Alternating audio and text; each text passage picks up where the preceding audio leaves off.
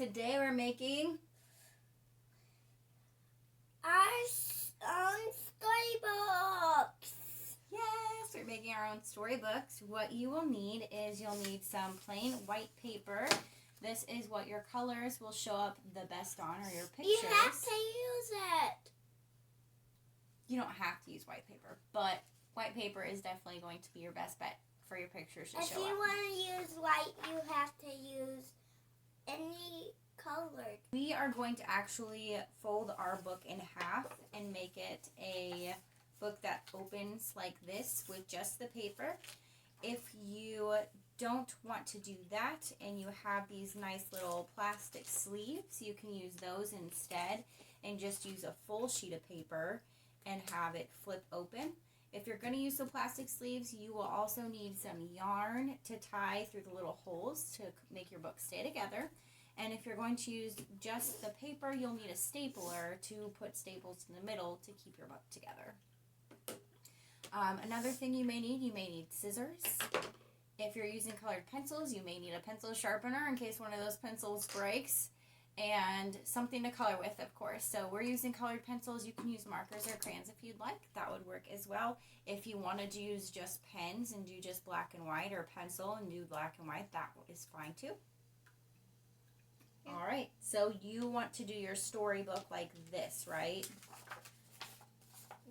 Okay, so what we're going to do is we're going to go ahead and take our first page and fold it in half like we would the book. And on the first page, we're going to put our title. And what was your title? What did you want it to be? To the moon? To the moon? Yeah? Okay. So do you want me to write the title down, or do you want me to tell you what to write? I want you to tell me what to write. Okay. So depending upon your child's writing level, and if they are able to write out the story themselves, they can totally write it themselves. If they're still learning letters and how to write, you can walk through it with them, like I'm going to do with Asher. And if they don't know how to write at all, you can just ask them to tell you what they want to write. You will write the words, and then they will draw the illustrations for the book. And then once you're all done, we'll put it all together, and we will read the book together. You ready to get creating? All right, we'll be back once our pages are done to show you how to put our book together. So we finished our book. We have it all pretty to the moon. Yeah. We have a couple pages we still haven't colored yet, but we did put it together. So we have our first page. We got pictures and words down there. We got story. We made the story all the way through to the end. Some we still have to color, but we're working on it. This is definitely something you don't have to do all in one day. So you can write down the story and then just give the book to your child and have them fill in the pictures as they go. Or it is something that if you just have all day to be creative and sit and color, you can totally do that too. What we did to attach our book is we had our pages in the middle. So let's find the middle page. And then we stapled it. And then we laid it flat. And you'll want it to be on a hard surface, something metal or hard plastic that the stapler won't go through. Or wood. Yeah, well, wood, it might leave a dent.